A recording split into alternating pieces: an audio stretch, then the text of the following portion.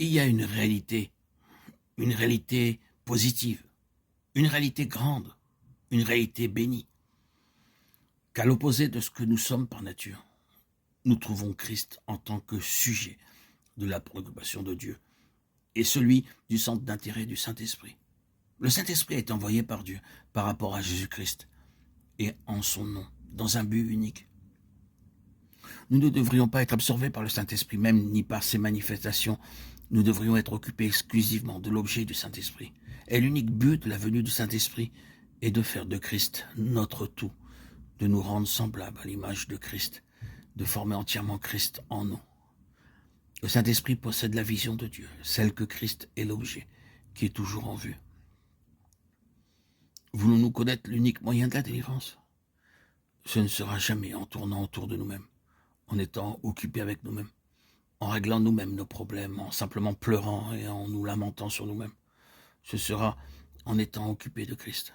C'est l'unique chemin, mais c'est le chemin.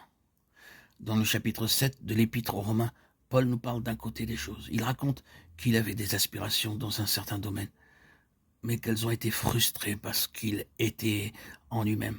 Il avait des aversions dans d'autres domaines. Mais même celles-ci ne l'ont mené à aucune délivrance, car il a fait ce qui le répugnait, et il n'a pas accompli ce à quoi il aspirait. À la fin, désespéré, il a crié « Qui me délivrera ?» Romains 7, 24. Puis, distinguant une issue, il dit « Ah, je vois, je remercie Dieu par Jésus-Christ notre Seigneur. » Il n'y a pas de subdivision en chapitres. Vous devez lire d'un trait. C'est parce que les chrétiens n'ont pas été conseillés à lire de cette manière qu'ils sont restés dans une confusion doctrinale. On devrait lire « Je remercie Dieu par Jésus-Christ notre Seigneur.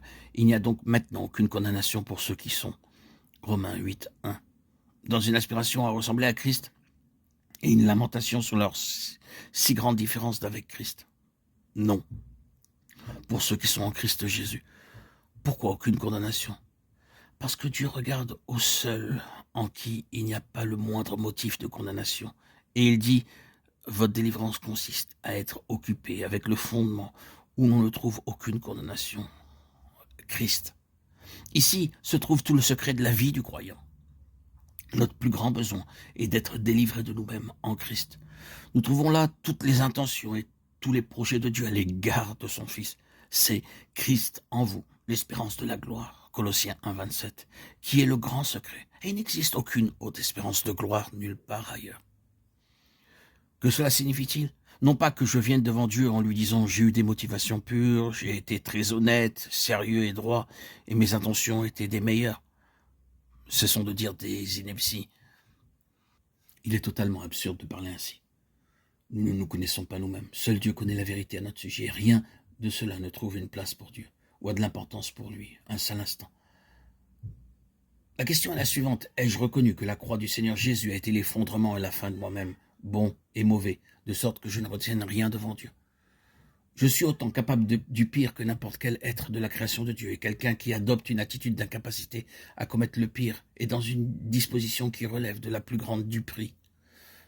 Nous ne connaissons pas la force qui est en nous, jusqu'à ce que nous soyons mis en sa présence. Si nous n'avons jamais commis le pire, c'est parce que par la grâce de Dieu, nous n'y avons jamais été confrontés. Mais tout est bien là. Le Seigneur met le doigt dessus, et en principe, lorsqu'il dit « quiconque est son frère est un meurtrier », 1 Jean 3, 15, c'est le même esprit. Vous avez juste à le laisser prendre de l'ampleur, susciter suffisamment cette colère, placer cette nature dans certaines circonstances et vous découvrirez que vous êtes capable de choses qu'autrefois vous auriez considérées d'une horreur absolue. Vous et moi, nous devons nous humilier devant Dieu et admettre que nous pouvons commettre le pire et non nous tenir en affirmant nos droits. Du point de vue de Dieu, Christ est le seul juste, Christ est le seul qui est sûr et par conséquent, le seul qui se tient debout aux yeux de Dieu, c'est Christ.